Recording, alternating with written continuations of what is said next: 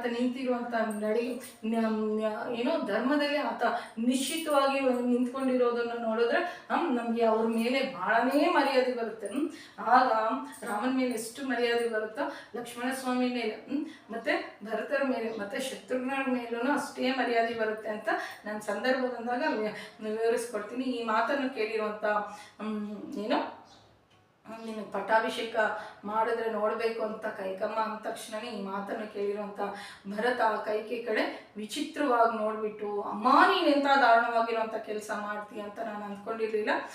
ನಾನು ನಿನ್ನೊಂದಿಗೆ ಮಾತನಾಡಬೇಕಾದ್ರೆ ಯಾವತ್ತಾದರೂ ನನಗೆ ರಾಜ್ಯ ಮೇಲೆ ಕೋರಿಕೆ ಏನು ನನಗೆ ರಾಜ ಆಗಬೇಕು ಅಂತಂತಂದು ಆಸೆ ಇದೆ ಅಂತ ಆಗಲಿ, ರಾಮ ನನಗೆ ಕಂಟಕನಾಗಿರ್ತಾನೆ ಅಂತಂತಂದು ನಿನ್ನೊಂದು ಹೇಳಿದ್ದೀನಾ?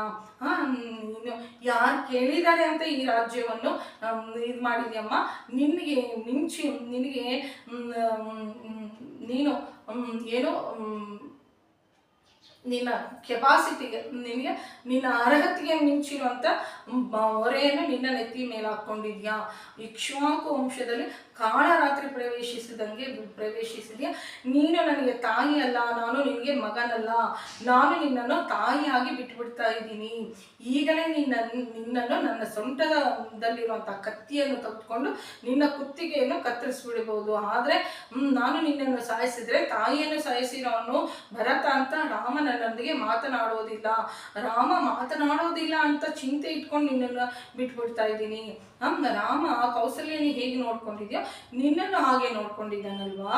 ಈ ಇಕ್ಷ್ವಾಕು ವಂಶದಲ್ಲಿ ರಾಜ್ಯ ಯಾವಾಗಲೂ ದೊಡ್ಡವರೇ ಅಲ್ಲಿ ನಮ್ಮ ಅನುಭವಿಸ್ತಾ ಇದ್ದಿದ್ದು. ನಾನು ದೊಡ್ಡವರೇ ಅನುಭವಿಸ್ಬೇಕು, ನಾನು ಈ ರಾಜ್ಯವನ್ನು ಹೇಗೆ ಸ್ವೀಕರಿಸ್ತೀನಿ ಅಂತ ಅಂದ್ಕೊಂಡಿದ್ಯಾ. ದಶರಥ ಮಹಾರಾಜರು ಕೂಡ ರಾಮನ ಸಹಕಾರದೊಂದಿಗೆ ರಾಜ್ಯವನ್ನು ಪರಿಪಾಲನೆ ಮಾಡ್ತಾ ಇದ್ದು. ನೀನು ಮಾಡಿರುವಂಥ ಈ ಪಾಪ ಕೃತ್ಯದಿಂದ ಇವತ್ತು 3 ದುರ್ಬರವಾಗಿರುವಂಥ ದುಷ್ಟ ಕಾರ್ಯಗಳು ನಡೆದಿದೆ. ನಮ್ಮ ತಂದೆ ಶರೀರ ಬಿಟ್ಬಿಟ್ಟಿದ್ದಾರೆ, ನಮ್ಮ ತಂದೆ ತಂದ್ಕೊಳೋದಕ್ಕಾಗುತ್ತಾ? ಧರ್ಮಮೂರ್ತಿ ಆಗಿರುವಂಥ ರಾಮ 14 ವರ್ಷಗಳು ಅರಣ್ಯವಾಸಕ್ಕೆ ಹೋಗಿದ್ದಾನೆ. ನಾನು ಯಾವ ಪಾಪ ಮಾಡದೇ ಇದ್ರೂ ಭರತ ರಾಜಕಾಂಕ್ಷೆಯಿಂದ ಇದ್ದಾನೆ ಅನ್ನುವಂಥ ಅಪವಾದ ಅಂತಂದರೆ ಅಪಾರ್ಥ ನನ್ನ ಮೇಲೆ ಬಂದಿದೆ. ನಾನು ಎಷ್ಟು ಜನಕ್ಕಂತ ನಾನು ನನ್ನ ಮೇಲೆ ಬಿದ್ದಿರುವಂಥ ಅಪವಾದವನ್ನು ಎಷ್ಟು ಜನಕ್ಕೆ ಹೇಳಿ ನಾನು ಕಳ್ಕೊಳ್ಳಮ್ಮ.